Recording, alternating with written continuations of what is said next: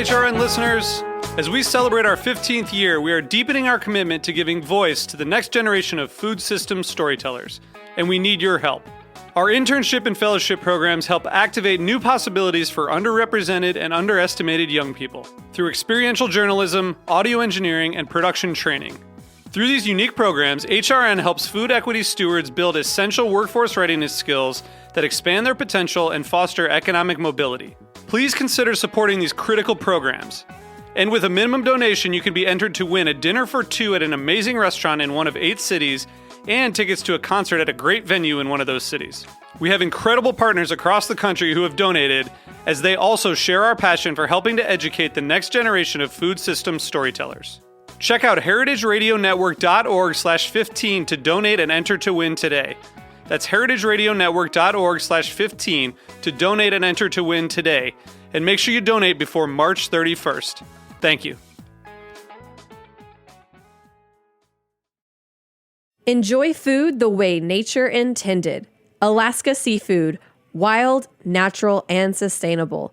For more information, visit wildalaskaseafood.com. I'm HRN's Executive Director, Katie Mosman-Wadler, jumping in to tell you about this week's episode of Meat and Three, Heritage Radio Network's weekly food roundup. This week, we're introducing you to some amazing women taking a stand. So often, being sexually harassed feels like a loss of control, and so I wanted to have these very tangible guides to say, here's what you can do. Others are pushing for more diversity at major food industry events. I still feel really determined to do, whatever I can to help shift that and in a direction that's not just more diverse, but more equitable.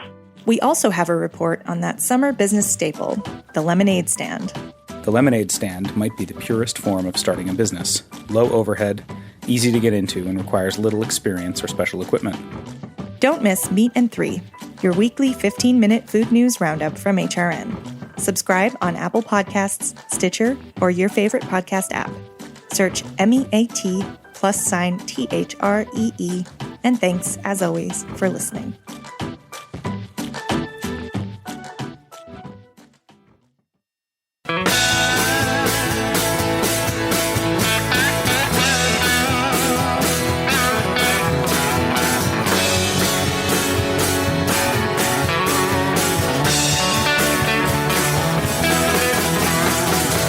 Hey, welcome to Beer Sessions Radio on the Heritage Radio Network. I'm Jimmy Carboni from Jimmy's Number 43 and the Good Beer Seal. Today is Tuesday, June 5th, 2018. We've got some great guests joining us tonight, including Sarah Howat from Denver's Black Project. How are you, Sarah? Great, how are you? Great having you out here. So you're out here for a couple of days doing some promotions? Yeah, just launching, having fun, and meeting people. That's great. And then you were also out at Ivan Ramen. We get Kat. How are you, Kat? Introduce yourself. Hi, Kat from Ivan Ramen in the Lower East Side. So you guys have been hosting a lot of different specialty brewers and events and tastings in the city. Yeah, having a lot of fun. It's great to have, beers like this in the shop, and happy to have Sarah. You're doing a great job.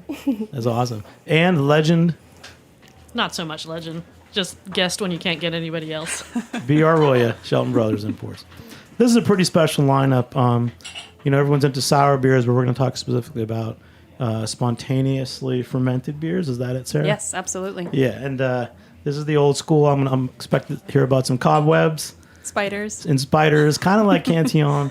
We'll get there and really we'll debunk the myth, because when we met with Chad from Crooked Stave, I thought it was all cobwebs, and it's not.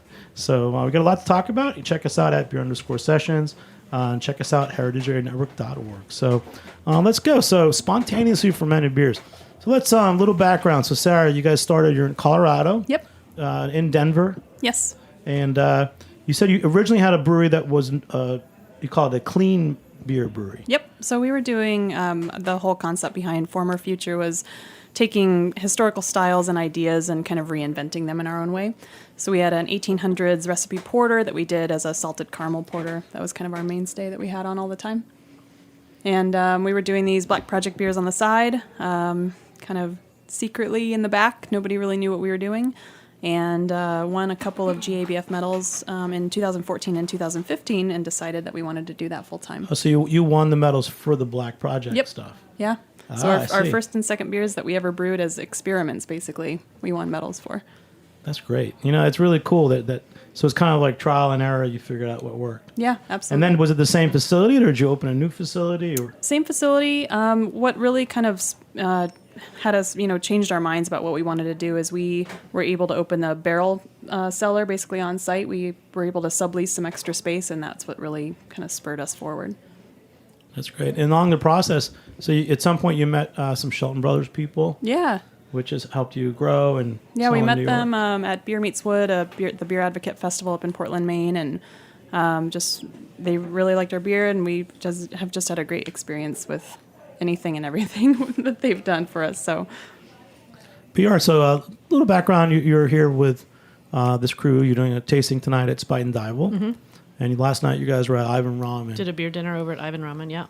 Yeah, a little backstory from your perspective on the Black Project beers. Well, I mean, we do put some domestic breweries through our distribution chain. So, this is particularly if whether it's a smaller brewery, they might not have a lot to send. And for them to actually have someone involved in dealing with distributors and doing the invoicing and the orders to distributors around the country, it can be a lot of work and manpower. So what we do is it's almost as if we're importing, but it's domestic. So they'll ship to our warehouse, and then we farm it out to our distributors around the country that we work with.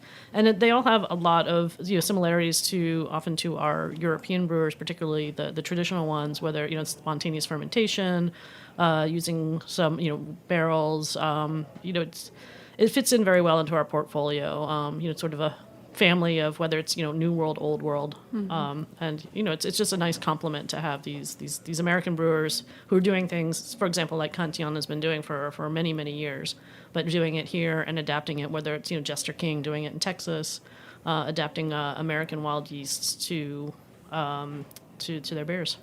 Sarah, you guys you're kind of cool.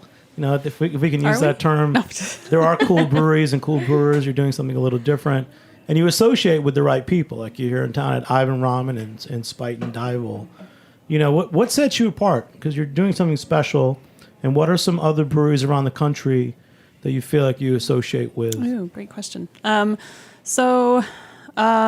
think what sets us apart is we are not using any yeast, pitched yeast at all in our beers. So everything is completely spontaneous. Even up to the bottle conditioning process, we're using only what's already in the beer to ferment the beer in the bottle and condition it.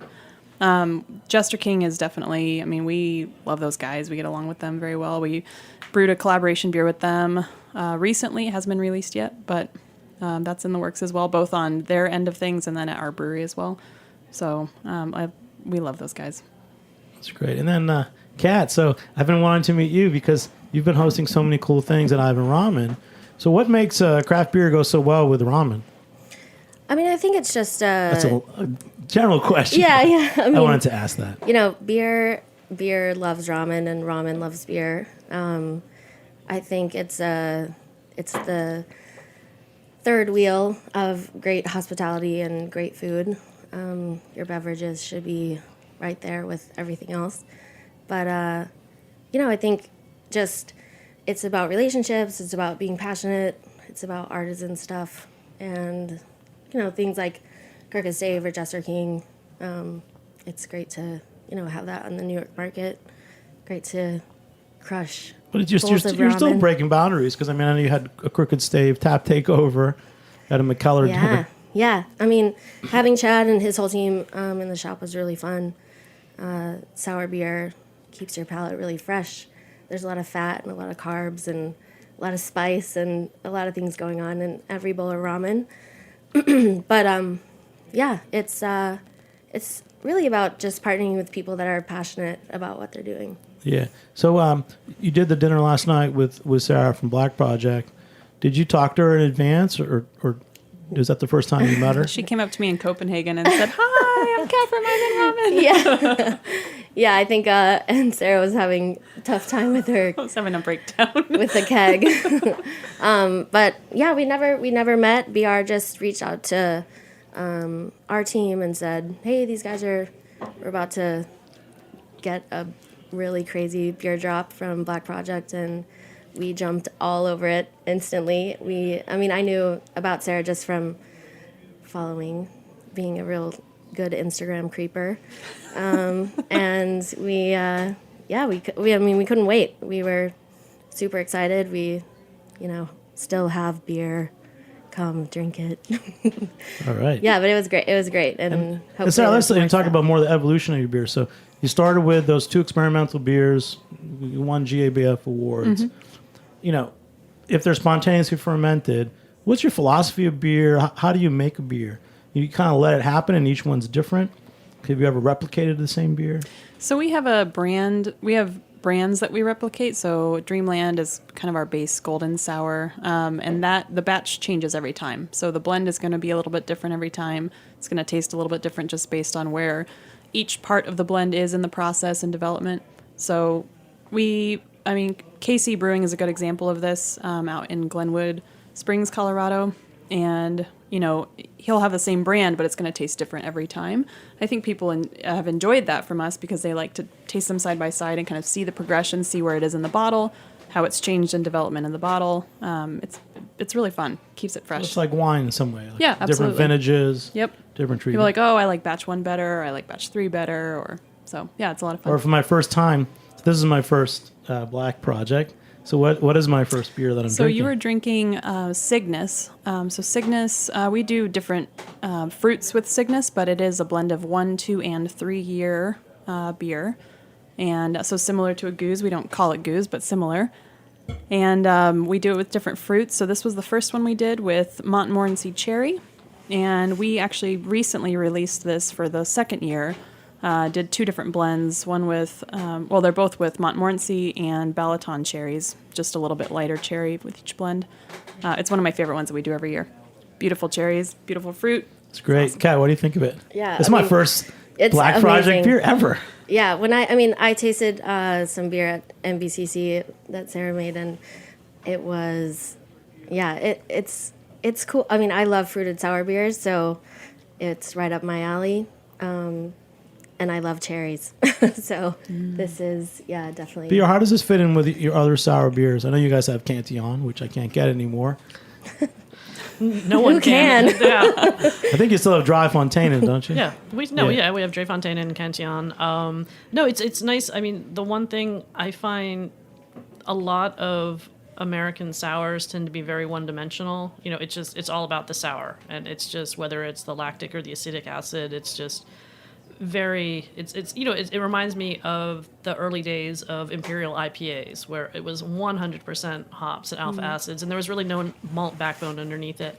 And the nice thing about the Black Project beers is that there's a lot going on. You get some notes of the wild yeast, you get the fruits, but it's not just one thing screaming at you, and it's very balanced, very nuanced. Totally. Thank you. That's delicious. Yeah. I think that's always, and when we were talking about philosophy of beer, I think that's one thing that's always been at the forefront for us is balance and finding balance in sour. And we don't want a beer to be sour just for the sake of being sour. It should be sour as part of the whole. That should be a part of the flavor, not all of the flavor. And when you were first doing these experiments, were there inspirations? Had you been to Belgium? We had not been to Belgium. My partner James and I recently went there last year, so about a year and a half ago now, and we actually were able to meet with Pierre Tilquin and a few of the others, and that was definitely a really cool learning experience. But we had not been there. We actually had the beer for I think both of us that really sparked this love of sour beer was New Belgium's La Folie, and I think a lot of sour producers will tell you that. I've heard that more than once. But that was the first time in my life that I had a beer that would just blew my mind. I'd never had anything like that before. And I love what they're doing. That's really cool. So you're getting inspirations now from Colorado. Yeah. And so the cherries, they're from Colorado? Yeah. So, I'm sorry. No, they're not. The cherries are actually from Utah. So just over the border of the Western Slope. I didn't know this, but the state fruit of Utah is the cherry. They're supposed to make the best or have the best cherries in the country, but they're beautiful. Yeah. But it's cool generation-wise that your inspiration was a New Belgium beer. Mm-hmm. And that's very interesting. I don't know if you guys want to talk about that, how current American craft beers are influencing newer breweries. Well, I am very new to the beer scene, but I think just the fact that there's so many home brewers and there's so many people, playing around with stuff, there's so much freedom. It just creates a really diverse undercurrent and then it's like feeding straight into amazing beers and amazing. I mean, the more diverse it is, the more stuff people are trying, the more mistakes you make, the more you learn, and it's what's driving. I mean, the upper crust. Lots of experimenting and just being passionate about it. Like that. So you're not only a cool brewery, you're an upper crust brewery. Ooh, maybe. It happens in a lot of industries. Wine, cider. Everybody wants to differentiate themselves. And I don't think there's anything wrong with saying why your product's better, why it's more handcrafted, why it's worth more. And it's a lot different than when we talk about, arguing about macro, brands. There is something that's going on. So let's take a short break. We'll come back and talk more about that on Beer Sessions Radio. All right. You up for that?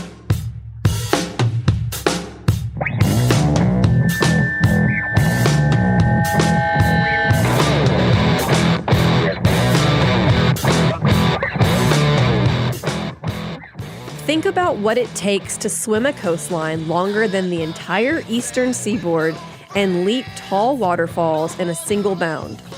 What does it take to survive 200 feet deep in icy saltwater? What would you be made of? Wild Alaska seafood is made of tight muscle mass, long-chain omega-3s, and incredible micronutrients. It matters where your food comes from. Experience the flavor of the fittest in every bite and enjoy food the way nature intended. Alaska Seafood. Wild, natural, and sustainable. Ask for Alaska on the menu, grocery store, or smart device. For more information, visit wildalaskaseafood.com. Hey, welcome back to Beer Sessions Radio on the Heritage Radio Network. David, nice selection of music. I think that next week, June 12th, we have a heavy metal and craft beer theme. Just so you know, if you like that kind of music. Yeah. And salmon, Alaska salmon, big shout out to them, Wild Alaska Salmon.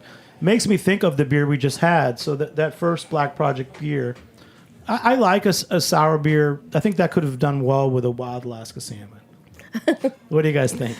Pairing wise. Absolutely. Nice Sounds product placement. It's interesting. Yeah, we need some salmon. I like salmon. I like especially wild salmon. I think it goes great with so many great beers. So that's something we can think about another time. But right now, we're just starting talking about in the whole industry, whether it's I call them good ciders or fine wine or craft beer. There is a debate about what's the value, what you can charge. But I feel like more and more, there's independent craft breweries, but you really need to talk about the handcraftedness, the extra things you're doing, whether it's bottle aging, that make that product worth more. Because this is the big thing about competing with the macro brands. You're not going to be able to sell the same price as a Bud, whatever you do. And if you are, we're not buying that product. But there is a consumer market out there that wants a better product, whether they're going to Ivan Ramen or Spite and Dival. We're not looking for a cheap beer.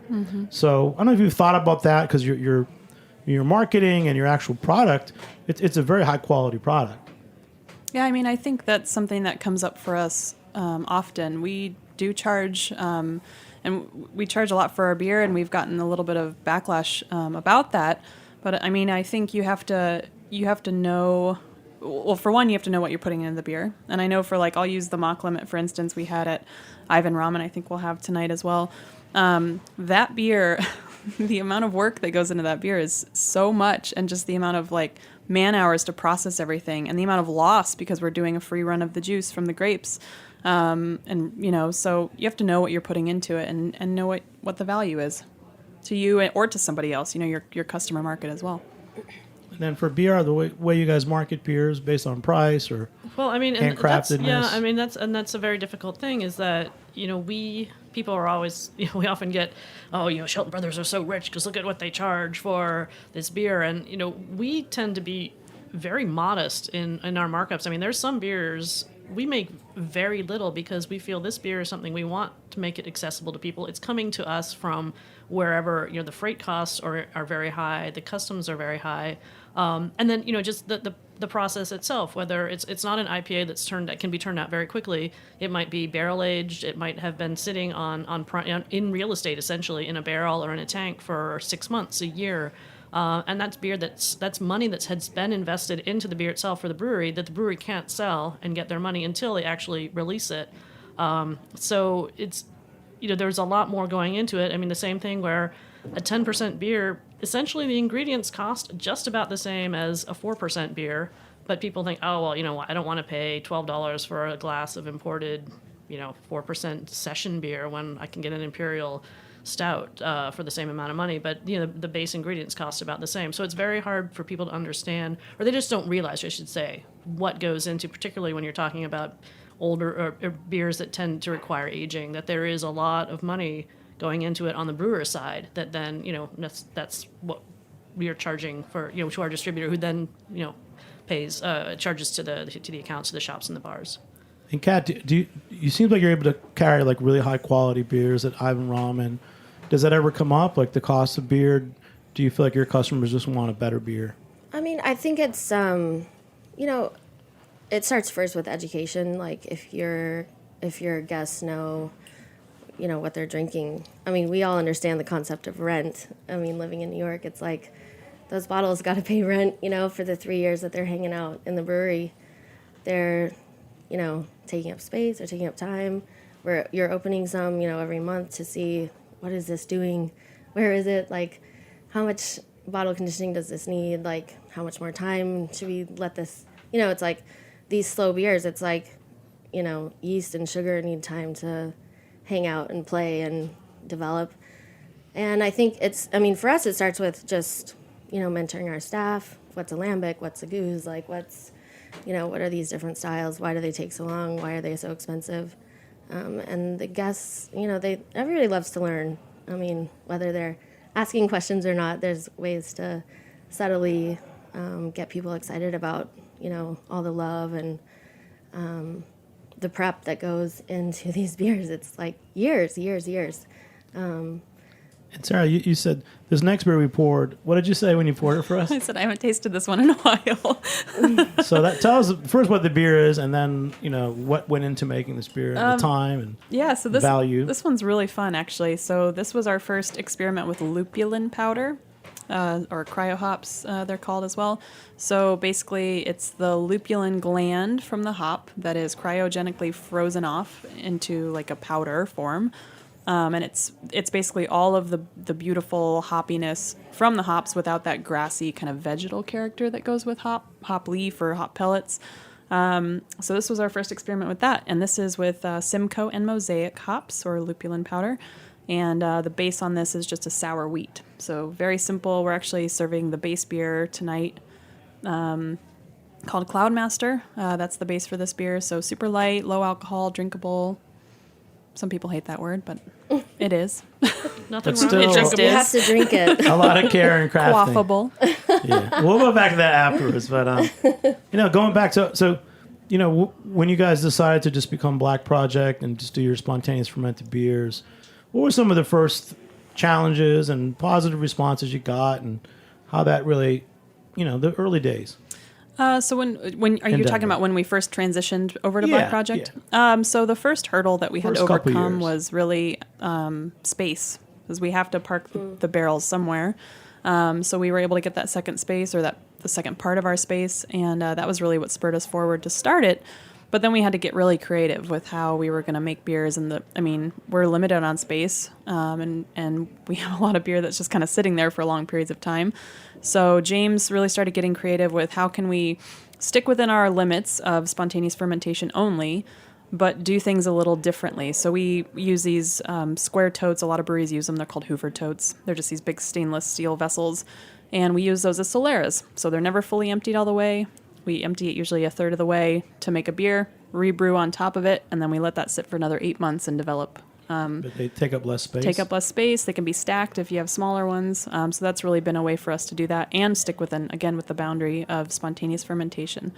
Our motto has kind of over time become research and development in spontaneous fermentation. So how did you figure out that you would use the Hoover jugs instead of wood casks? So we use wood too, but this is just a way for us to have more volume. And then what we'll do is oftentimes once that beer is done in the stainless, we'll transfer it to a barrel with fruit or grapes or 20 pounds of fresh leaf hops and let it do its thing for another few months. But in your R&D, how did you find that Oh, just the catalog, or their no, I don't remember how we friend told you about it. I don't remember how we started using those. I think we saw them at another brewery, but you see them all over the country now. I know Modern Times has some of them. There's breweries all over the country. Speciation, actually, I know we're going to try one of their beers. They use them, so they've been an easy way for brewers to get kind of that volume, but also you can let it age in there for a long time and develop and change, and so. That's cool. What do you think about this beer, Kat? I like it. Yeah, me too. I mean, it is very drinkable, for sure. And I think, when we talk about hops, especially in the New York market, it's, the double dry hop everything, and which is beautiful, and there's definitely a place for that. But I think, with like talking about slow beers and spontaneous stuff, to let those hops kind of just do something that you're not controlling, and it's like, okay, like, get in that bottle and I'll see you in 8 months. And it's like, I don't know what you're going to do, but. And I love how this is still hoppy. It's not bitter. There's a lot of hop character. I'm surprised of the amount of hop character that's still in there. Mm-hmm. Because I think also, the use of lupulin powder is fairly new, and I don't know really what's the oldest packaged version that's out there of this. So many of these are drunk fresh right away if they're not kegged. Yeah, we always think like anything that's hopped, drink it now, like hurry before but those. It's really remarkable how bright the hop character still is. Yeah. And I was just checking out the bottle. This was bottled April 9th, 2017. Wow. I think it tastes great. That was a long time ago. Amazing. But maybe that's it. It's like good products take time, and that's probably why the character is still there. It wasn't like you knocked it out. I don't want to knock anyone, but there are some breweries turn out IPAs, and what's the shortest time you can turn out a real hoppy IPA? From 11 days, maybe? 11 days. Yeah. So that's what's going on. But those don't really keep that well. I don't. Or you don't know. We'll tell you in 1 year. Well, that's it. We're just trying to advocate for the fact that it takes time. And I do think it's an important conversation that's not happening in the Brewers Association. And with the independent craft label, I think it's a first step. But I think that you have to start, let's call it elevating certain breweries. It happened in California. Robert Mondavi, when he was first started in the 60s, his family was R.W. Mondavi. They were a jug wine producer. Everyone in the world thought California made cheap jug wine. And he went out and changed it single-handedly, put it in French bottles, competed against the French. And now California wine is some of the most expensive in the world. So I do feel that all these industries, definitely cider and beer, still have that challenge ahead of them, because so much of beer that you get is cheap. And I've had guests on the show, writers, who take issue with the fact that I like fancy beer. I think we haven't even defined it yet. I call it cool beer, fancy beer. So I don't know if you want to keep talking about that. I think there's absolutely nothing wrong with a well-crafted, mass-produced beer, whether it's a regional brewery. I wouldn't go so far as say that. I know there are people who like their macro lagers, and I will drink them. But there's nothing wrong with that. But I think people need to understand the difference and what goes into them, and tangentially also the fact that you've got these big breweries who are now buying up smaller breweries who are able to purchase someone who is doing wood and barrel-aged beers and sell them at a much lower cost than the brewery would have originally been able to do when they were independent, because they're able to put them through this distribution chain, and they might be taking not quite a loss, but their markup on the beers that actually take a long time is not as high. They're making their money on their big brands that are selling billions and billions of cases of, and so that kind of undercuts the market, where people are like, well, why can I find now this beer, this sour beer that's been aged for 12 months that's half the price of this other one, and it's perhaps as good or almost as good, and people they don't realize like part of that goes through the whole distribution chain. I think that just adds more confusion to the customer, too. Especially when we're talking about sour beer. A couple years ago in Denver, you wouldn't see on a menu a sour beer that was aged for 3 years differentiated in any way from a kettle sour. Not that they both don't have their place, because they absolutely do. But I think over time, and I've seen this across the country, more and more places are starting to advertise, like, this is how this one was made, this is how this one was made, just so that people understand price difference, which is a huge part of that, I think. Well, and as Kat was saying, education as well. Yeah, totally. Whether it's on the server level at a restaurant or in shops and people, on menus, to know, the difference between what is a kettle sour and what is a spontaneously fermented beer, and the difference and how you can turn out something really quickly as opposed to the other one that takes a long time. So, Kat, your event last night, how many different Black Project beers did you have? We had 2 available on draft. We had Starfire and Shadow Factory, the blackberry black currant. Yep. And then, we had 5 packages. The Jato, which I was lovingly calling Jato. I like your pronunciation better. And then by the end of the night, it was Yato. Little Latin twist. And then we had the Montauk, which I think Spuyten has everything that we had. Yes. So you made a beer called the Montauk.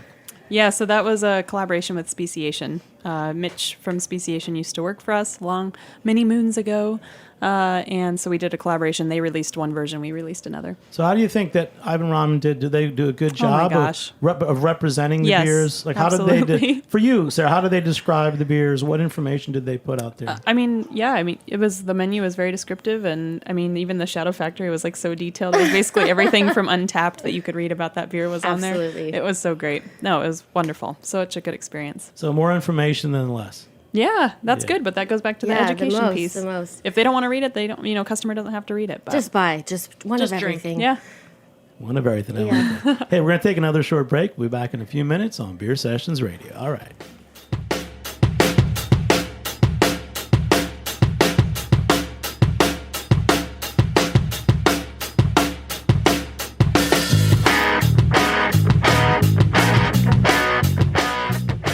Hey, like what you hear? Heritage Radio Network has plenty more. With fresh programming every week, we've got something for everyone. Trying to start your own food business? Concerned about where your food comes from? Looking for the best wine or beer to bring to a party? Find our shows on iTunes or Stitcher, or head to heritageradionetwork.org to listen live and subscribe to our newsletter.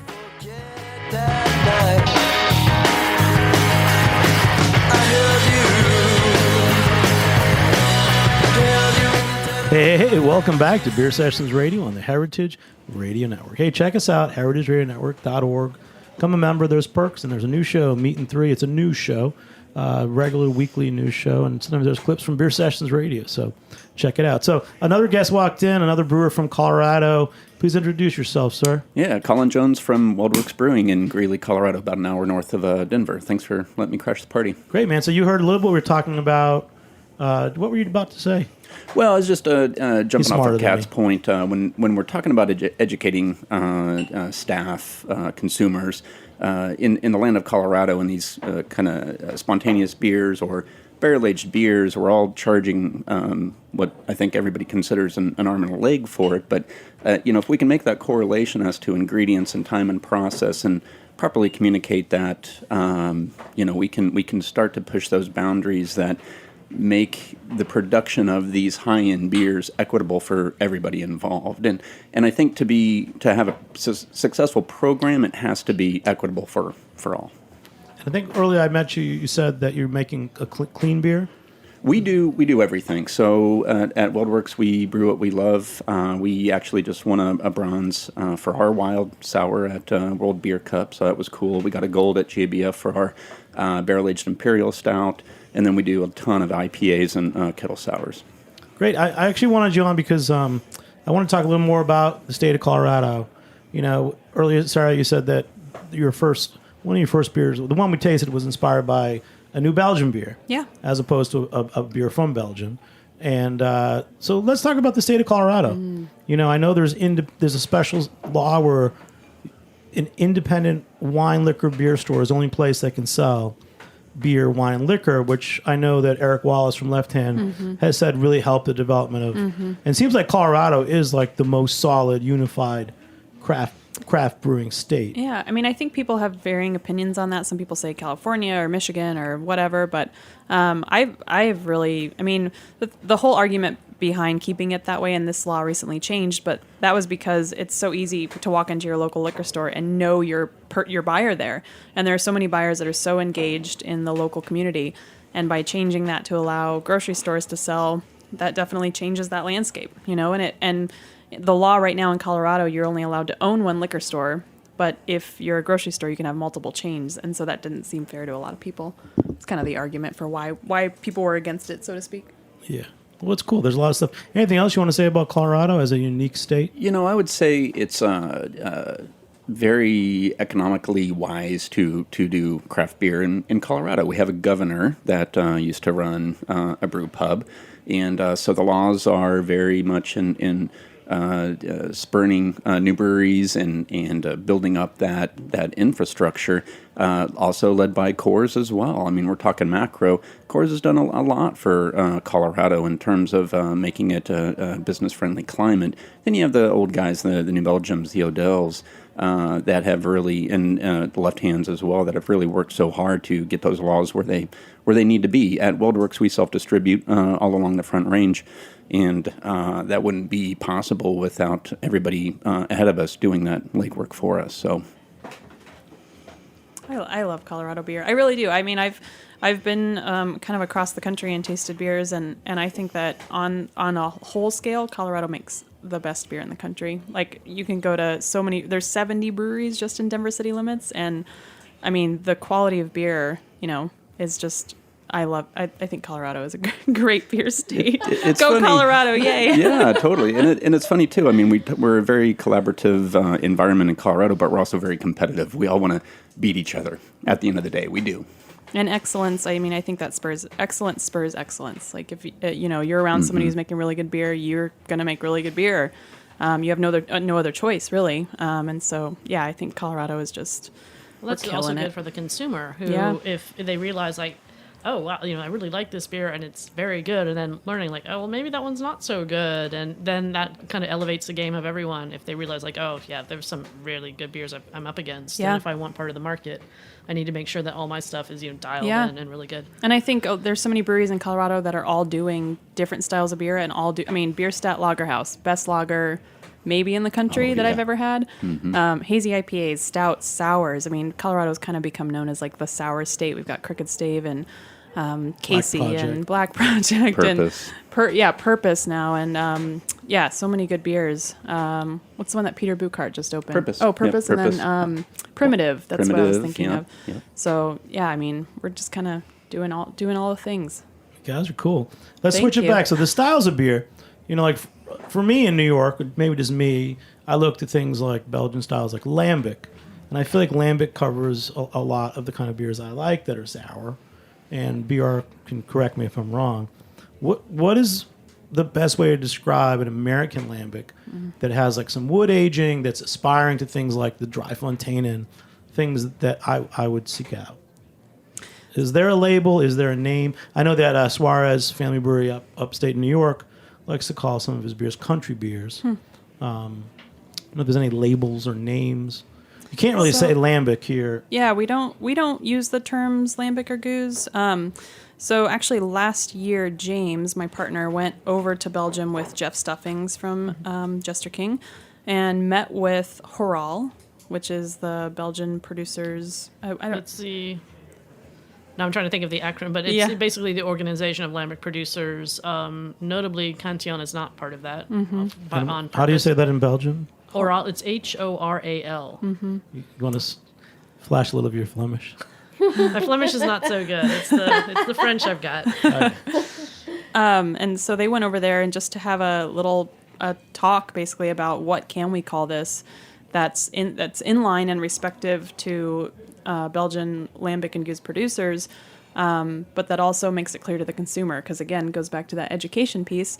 And they landed on method traditionnel, which could be used to describe champagne method or what else? I think there's like a cheese method that's also considered that, or a cider. Yeah, cider. There's some other things as well. But so it's confusing. It can be confusing. I believe originally they had proposed method goose, which I think it both respects the style as well as alerting people to this is not goose from the Zen Valley. However, it is of that style. And when you look to places like Jester King, who are using the native local yeasts and flora, and for Black Project, and you guys have a cool ship, and you're just letting the ambient yeasts do their work. That is what that style is. However, it's not from that region. And I mean, I think it is important for there to be the like an AOC type of protection for place, whether it's a Roquefort or a Champagne or Lambic. But it is also good for the consumer to learn or to know that we are channeling, we are inspired by, and this is our version of, without trying to label it, same with the Trappist beer. It's a Trappist style, but it is not from a Trappist monastery brewery.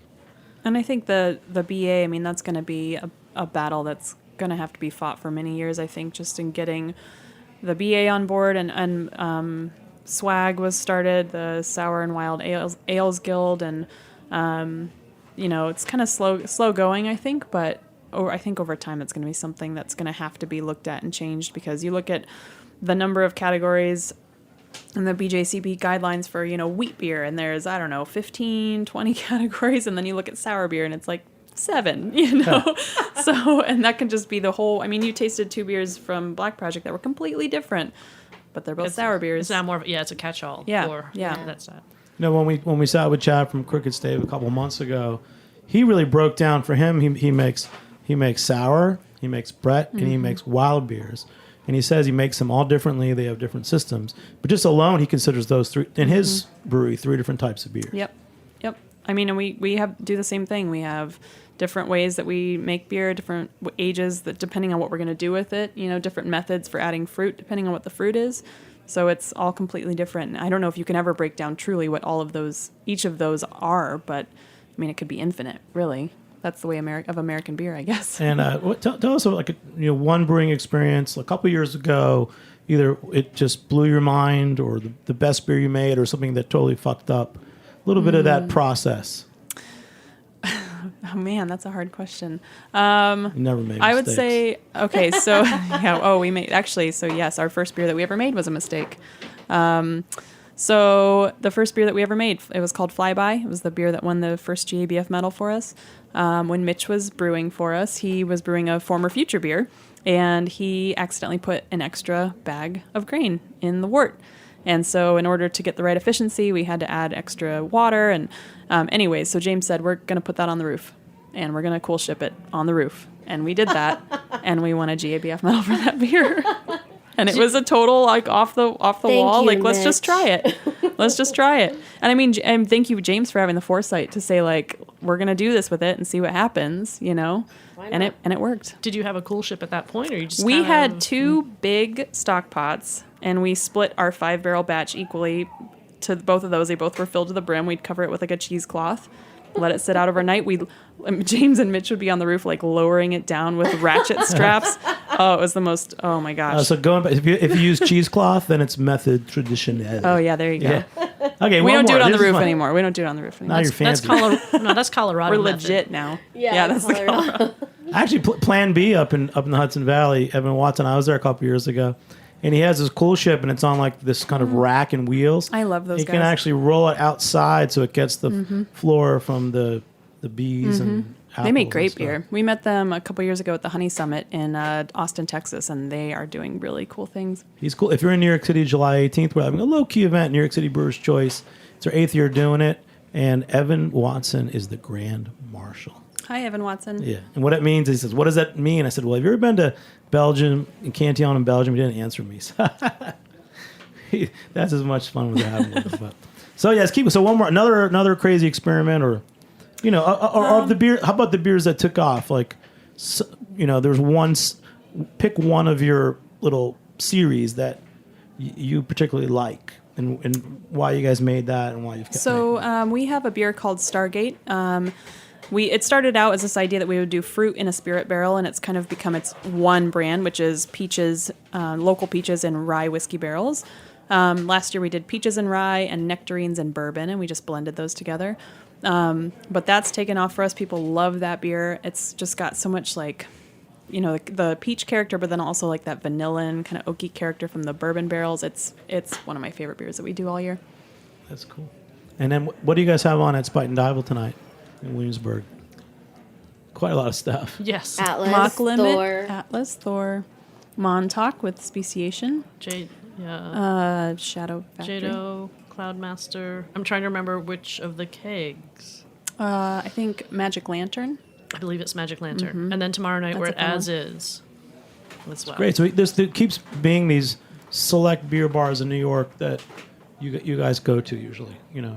Ivan Ramen's newer. Spite and Dival's been there forever. Spite and Dival's, they're As having Is their, been on having your their list 20th now. anniversary. Yeah, As Is. I mean, it's a great place on the west side. There's not a lot on the west side for good beer. And As Is really filled in, in that neighborhood has filled in a niche that was sorely lacking there.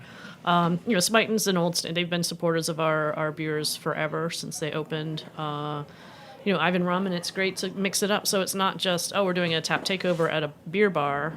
It's nice to, when we can, do something at a restaurant. And, these type of beers are great to pair with the richness of the food there. There's so many flavors going on. We were discussing before the show of, the spices and the saltiness and, the fattiness. And the sour beers tend to cut through nicely through all that. And, they complement each other, so it's fun to do. You need to mix it up to do something a little bit different than aside from the regular beer bar route. Everybody loves noodles. Yes. It's so relatable. I mean, ramen it's easy to understand. It's easy to love. It's fun to. I mean, Ivan always calls it like the maverick Japanese food because you can put a slice of American cheese on there and it's like it's still ramen. It's fine. Like let's roll with it. So it's great with beer. This beer is speciation beer? Yeah, this is speciation. We had a guest drop off a couple bottles of their stuff, and I actually wasn't familiar with them until we took the Montauk, which is a collab that Sarah did with those guys. This is called Star Lifting, a Foeder aged golden sour ale with peach, raspberry, and vanilla. It's absolutely amazing. Speciation. That's our third beer. And Sarah, just going back to beer and food pairings, we talked about salmon a little bit. Yeah. Ramen. It must be fun for you going to these different places. And really going in, you had never tasted the Ivan Ramen before with your beers, had you? No. It was absolutely awesome. Like, really, you can't go wrong with ramen, and that ramen was amazing. Thank you. And any new flavor combinations that jumped out at you? Or Maybe a seaweed beer. Do that. Seaweed beer? A squid ink beer? Oh, yeah. That was an idea we had once, and no, that's Maybe not a tomato. Umami bombs. Oh, yes. Well, not for the beer, but I meant more for the pairing. So we're brainstorming here. I meant more, was there a food that you ate that made your beer taste differently or see your beers in different ways? I wasn't at least pairing foods with the beer necessarily, but yeah, I think just the flavor of the sour with the umami and the salt and everything. I mean, they just work so well together. I killed Sarah with food yesterday. She Food ate and beer. I was sending her everything. I'm overdue, and I'm really glad that you came on, Kat. I'd been following what Ivan Ramen did on Instagram, and you messaged me. And BR, I know, has been bringing in a lot of great brewers. Three guys, we're going to close out. If everyone just goes around and says their full name and their affiliation, we'll start with BR. BR Rolya with Shelton Brothers Importers. Colin Jones with Weldworks Brewing. Cat Brackett with Ivan Ramen. Sarah Howat with Black Project. With some great radio voices, guys. That's awesome. Oh. And keep up, near NYCBrewersChoice.com, July 18th. The return of the Good Beer Seal Awards. So some of these great beer bars we're talking about, some of them are Good Beer Seal bars. Some will be. We're going to reinvigorate that. BR has been on the commission for probably 10 years. So thanks for everybody for tuning in. This is a great show. Really got to appreciate Black Thanks, Project. Jimmy. And thanks to our producer, Justin Kennedy, engineer David Tatasciore, and I'm Jimmy Carboni. Thanks for joining me here on Beer Sessions Radio. All right. Woo! Woo!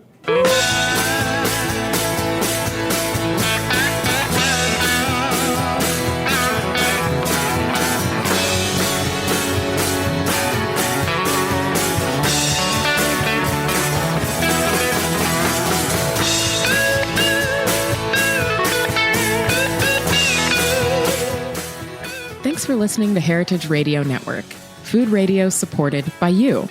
For our freshest content and to hear about exclusive events, subscribe to our newsletter. Enter your email at the bottom of our website, heritageradionetwork.org.